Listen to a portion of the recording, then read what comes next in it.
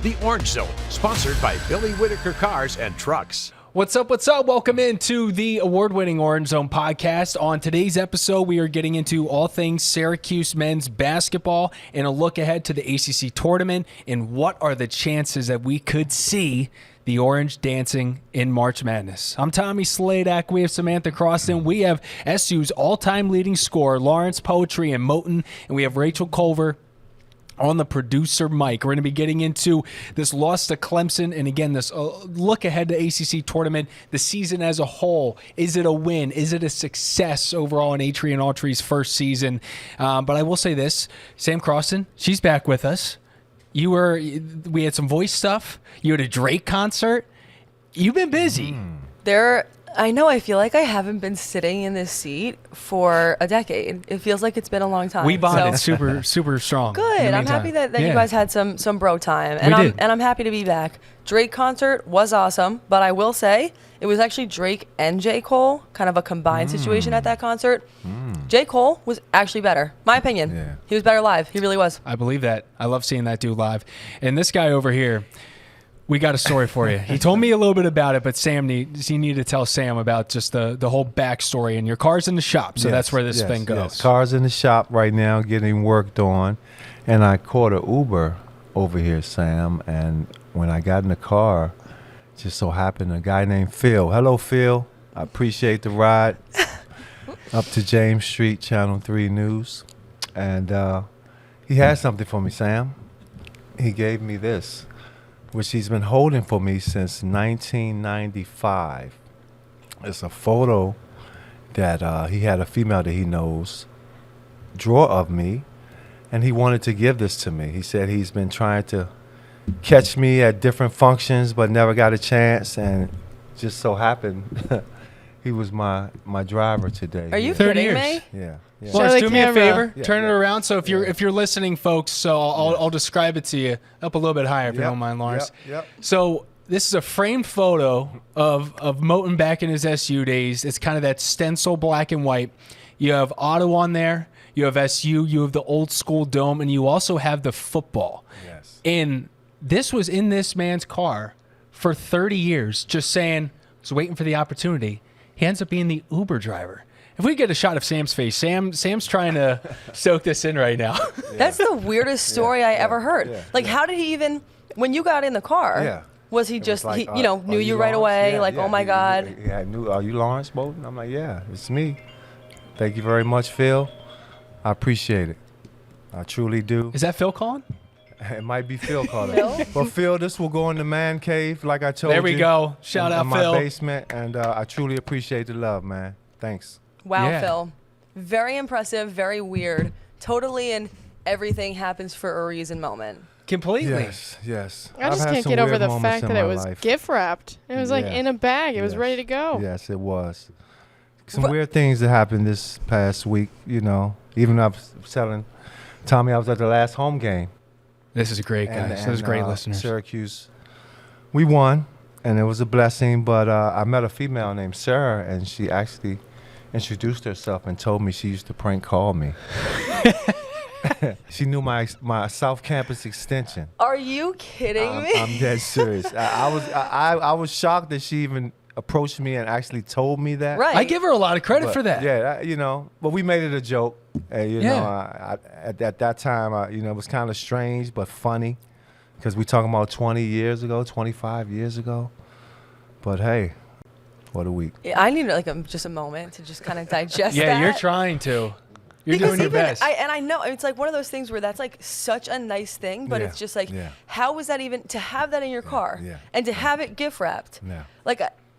But there's no way he could have known that it was gonna be Moten in the car. And for Poetry to be happening to just take Uber because his car's in the shop today, and he gets a man where he has it in the trunk. It's unbelievable. I let him know he was my guardian angel. Love that. Things happen for a reason. That's awesome. What a great. I mean, that is really well done. That's cool. It is. It's great. Yep. Love to see that going in this guy's man cave. But let's talk about this team. Let's get into the weeds because again, it's March, guys. Congratulations. We made it. One of the best times of the year. It's going down right now. And I know everyone loves March Madness, but guess what? Conference tournament weeks. Oh. amazing moments happen. But Syracuse finishes out the regular season 20-11, 11-9 in conference play, along with a 14-2 record at home, 4-7 on the road, 2-2 in neutral sites. The 90-75 loss to Clemson. And the big story going into this one was this team was hot. They were hot at the exact right time. A month ago, this was a distant dream to even think that they could be getting into the bubble conversation, but a win over Clemson would have firmly put them there. The loss hurts. It's a tough one, and now it is a bigger uphill climb that is going to involve a very deep run into the tournament. But Poetry, your first takeaway from last night's loss to Clemson. First takeaway from last night's loss was the lack of energy and the lack of effort. You know, like I was telling you earlier, Tom, I don't mind losing. I don't like to make it a habit, but nobody can win all the games. But you have to play with energy and effort, and I didn't see that. You know, it was not one point in that game as me watching, honestly, that I felt like we were going to win. It was just one of those lackluster last game of the season. I don't want to say it, but I think it's because we had a lot to do with having 20 victories. You know, when I found out, the thing that really stuck out to me was the first time in 10 years. 11 conference wins. No, 20 victories. Oh, 20's first time in 5, I think. I could have sworn they said 10. Let's double check. Well, because when I'll I double found check that out, I'll I double couldn't check believe that. Because even the years that they went to the Final Four, it was like 18. Yeah. 19 wins. They didn't get to 20, so double check that. We'll double check that and get right back to you on that. But the 11 conference wins has not happened since 2013, 2014, which was the first year of the ACC. That was shocking to me. That's amazing. Because of the tournament teams that we've had in the meantime. But Sam, your overall feel towards this team, and do you think there was maybe just not a pre-celebration, but I think a lot of people getting to 20 wins wrote this up as a success. And myself included, first-year head coach and one of the best in the country, one of the best records in the country as a first-year head coach with Adrian Autry, trying to get the fine details on if he's the highest. And still, even before going into the ACC tournament, just looking at the regular season as a collective unit, yeah, I would still categorize it as a success. But, I mean, looking at last night, and what could have been, I think outside of energy and effort, there are a couple of things to look at here. The size that Clemson had against Syracuse was eye-popping. Yes. And a problem. Also looking at Judah Mintz's stat line, led the team with 20 points, yes, but he went 8 for 21 from the field and missed all 4 of his 3-point attempts. I don't necessarily think that Mintz should have had to be shooting that much, but it was tough for him to find other options offensively, and honestly, I even felt like defensively they got outplayed. Potentially even outcoached. And, Clemson has had their number all season long. I think that Clemson truly is a tournament team, and I'm interested to see how far they make it. But I think this is now going to be an uphill battle. It already was, but even more so now. I think for this team, with all of the people who they already have out, I mean, it feels like they're kind of working with a skeleton crew at this point. To have to win 3 or 4 games in the ACC tournament, I'm not sure that's happening. I'm not sure I'm really betting my money on that, just because of how steep of a climb that is with the personnel that they do have available at this time. And that's credit to me to Autry, to Autry, that they've been able to get to this point with the crew that they're working with, the skeleton crew. But Clemson's the perfect example of how Syracuse not having a true center goes completely. You notice it when you're going up against. When you're going up against guys like PJ Hall, who I think are going to be at the next level, and I'm blanking on his name. Ian. Is it just Shefflin? Shefflin. Yeah, is that just how you pronounce it? Shefflin. Yeah, Shefflin. He had 16 points, 16 rebounds. And it's just, that was the perfect example. And I thought they defensively just had an answer for Syracuse as well, because if Judah's shooting 21 times or, making 21 attempts, it means Chris Bell's getting locked down. It means Malik Brown's not really able to do his thing, and that's kind of what happened. And we're learning here that when Chris Bell kind of goes quiet, normally it's not the best night for them, and it just wasn't. And Poetry nailed it.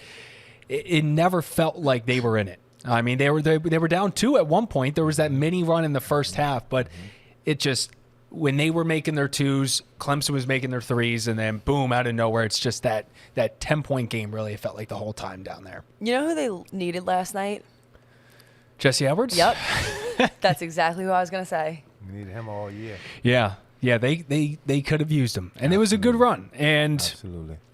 The Clemson loss it hurts their chances here, and it means they have to go and some people think they have to win the whole thing. I think if they're making it to the championship along the way, they're beating some pretty good teams, and at that point they're 23-11.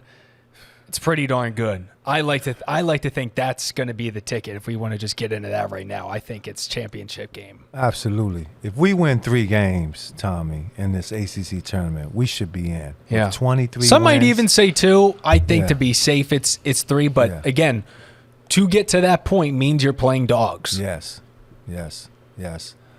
And they'll be considered as quad 1 wins, right? Mm-hmm. So just have to fight, guys. We got a week off. This is another thing. You have a week to get all the injuries out the way and the nicks and knacks and, get a little focus, and by Saturday we'll know who we'll play in the tournament, whether it's from the 5 seed or to the 7 or 8 seed. I was actually going to ask that. I think we should predict that just to have a little fun. Okay. I got the numbers for you guys if you want it. So they'll be anywhere between 5 and 7. Okay. That's the math that I've figured out. They would be at 5 with Pitt losing and then Wake Forest losing. So that's kind of best case scenarios. Those 2 teams go down.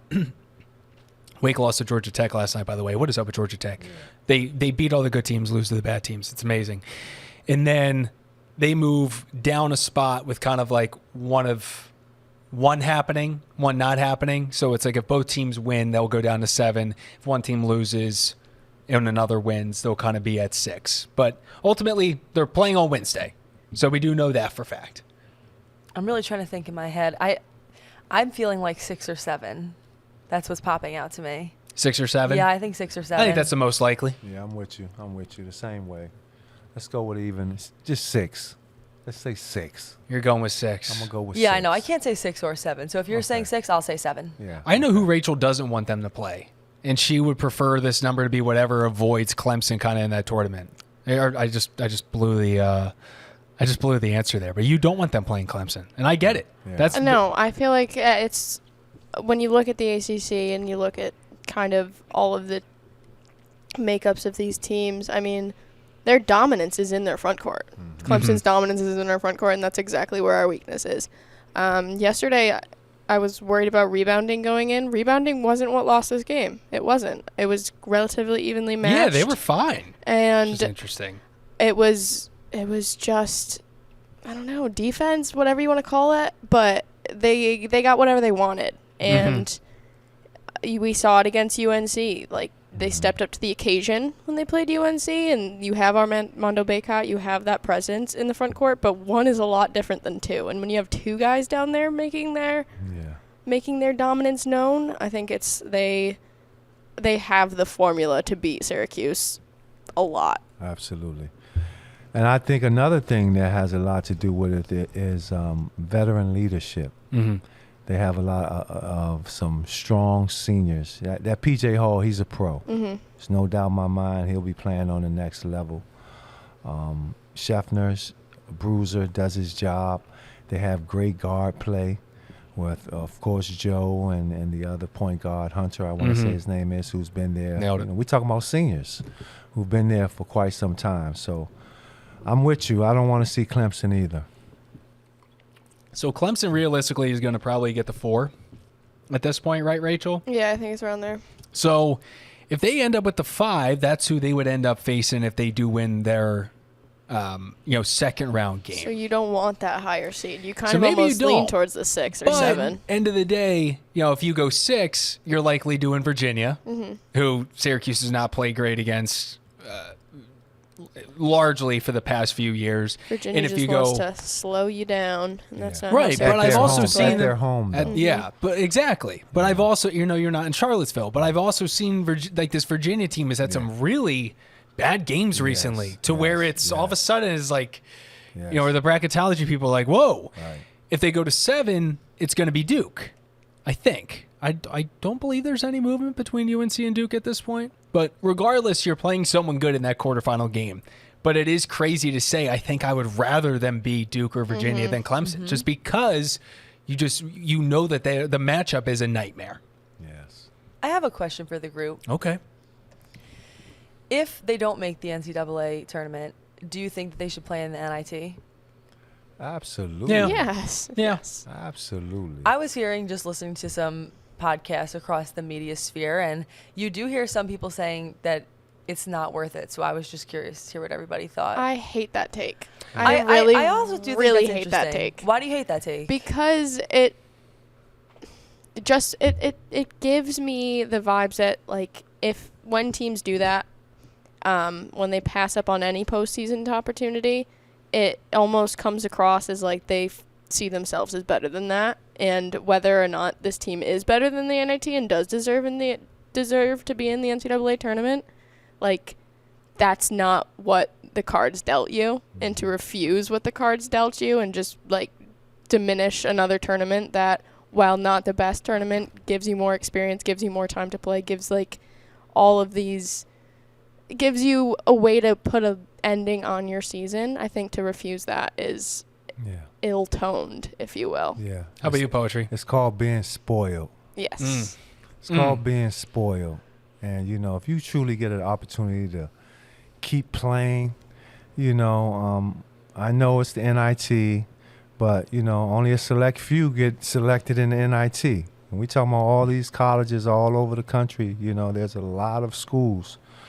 So just keep playing. You know, I'm happy for what Adrian's done this year. Of course, 20 wins is a beautiful thing, and hopefully we do get a chance, you know, if they play well in the the ACC tournament, we can move to the NCAA. But if you get a chance to go to the NIT, take it. Don't be arrogant, and don't be spoiled. Yeah, it's arrogance. It's spoil. And let's talk about the reality. Yeah. How can you be arrogant enough to be like, we're going to pass up on that when your team, or if you're a fan, the program you root for hasn't made the tournament the last 2 years, and you haven't been invited. Right. Wait, exactly. you're not invited to you that weren't party. even at that Right, point. right. So you get to this point where you're hitting these numbers you haven't hit in 5-10 years with a first-year head coach. I know he's been. Listen, folks. I know that Autry has been around this team for 10 years. But when you're making that jump from assistant to head coach, it just becomes a different world. Absolutely. You have to figure out who you are as a coach and what your team's going to be. And in his first year, the identity is this team got to 20 wins. Yeah. Something that this program has not done in years. Yeah. So why not go? And then at that point, you know, I think every team believes that they should be in the big dance. The NIT is an opportunity to say, let's go win it and show people that we were left out and we shouldn't have been. Yeah. And knowing Adrian Autry being A competitor. former teammate of mine and a competitor, he's going to want to keep playing. He's just not going to want to sit it out. And you also have to look at it like this. We have a team now that they're young. We're talking about a lot of sophomores. But, hey, to say we don't want to be in the NIT, if to actually say that, it might be Judah's last game. Mm-hmm. You never know. So That's a great point. You know. Yeah, I mean, honestly, the way I see it is just, you know, how much it helps a team or not. I'm sure that just varies from team to team, but it doesn't really feel like there's any scenario where playing more hurts you. Exactly. If it just helps to get more experience, to gel more. So Absolutely. why not? Absolutely. We'll say someone that impressed me in the Clemson game and just continues to do so is Quadir Copeland, 17 points off the bench. Yeah. Just plays with such a fire, man. Yeah. Plays with such a fire, and it's been so fun to watch his development and his growth, and for him to really hit the main stage and to watch this fan base just embrace this dude. You know, it's the last person I could think of like that is, you know, I mean, you had Patty Casey, the walk-on a few years ago. People loved him, but it was Marek Dolezaj before that. It was someone that just kind of had the heart, had the hustle, and Quadir's the guy right now. And Absolutely. watching him move up has just been fun. And I'm going to go out on a limb on this one. Let's do it. But I love his fire. I love his personality. I love the way he's passionate about the game. And he's only a sophomore. 2 more solid years, and nowadays you might get a 5th year. Mm-hmm. he might have a chance of making the NBA. Clip it. He's a Clip it. 6'6" point who does many things. He's just not a one. He's a combo guard. I don't call him a position. He doesn't have a position. He's a combo. He was guarding Shefflin at some points last night. Exactly. Like So, much bigger dudes. He can do anything. He's the jackknife, right? absolutely. He's a Swiss Army knife. Absolutely. I like that take. Yes. I like that take. And you know what? He popped a few threes last night. Yes, he did. And it's all about confidence and consistency. And He's got the one. Exactly. He's starting to figure it out for sure. Big time. Your final thoughts as we get ready to talk about DC. I think next week we'll see when they play. Once we find out who they're playing, maybe we do some sort of mini episode in the beginning of the week and then kind of keep it going later in the week with and just kind of ride it out. Maybe try to bring you guys some daily action if they keep winning. My final thoughts are, everyone is going to think about the way that this season ended differently. I know it's not over yet, but I'm just saying when all is said and done. For me, if you asked, was this season a success? I would say overall the answer to that question is yes. I think in the regular season, 20 wins and 11 wins in the conference is something to be proud of. And it does feel like this team, I get the sense that they are trending upwards. I'm already excited, and I already hear the conversations from, people in the Syracuse sphere talking about next year and what's to come with new faces. And I do think that this team is trending upwards. I feel like next year will truly be building upon this year, and I think that Adrian Autry set a nice foundation, especially with the players who he had left. I mean, you talked about it earlier. It's like you can sort of look at that part two ways. I think they're going to have a very steep hill to climb moving forward because there's only so many players that they have left. But at the same time, it's like this is how far they made it with players out. So to me, I thought that was impressive, and I do feel like they did the best they could. How about you, Poetry? And they have some I like what we're doing. I like what Adrian has going on, and we got some tough guys that are coming in. Some young freshmen who I know personally. Freeman. Dog. I like what I see. I like what I see. So it's gonna be interesting, and back to what I said earlier, just to get 20 wins, and I heard that we hadn't got it in 10 years, still amazes me. Like, we're talking about a decade with Coach Boeheim, and, a lot of people wanted him in, wanted him out. And even during that 10-year span, we did get to the Sweet 16 and the Final Four and all that stuff. But to get 20 years for 20 wins on your first year, that's a good year. That's not a solid year. I'm giving them good. Giving them a good year. Good year. Okay, good stamp. Rachel, your thoughts on this season and ACC, what's your final thoughts?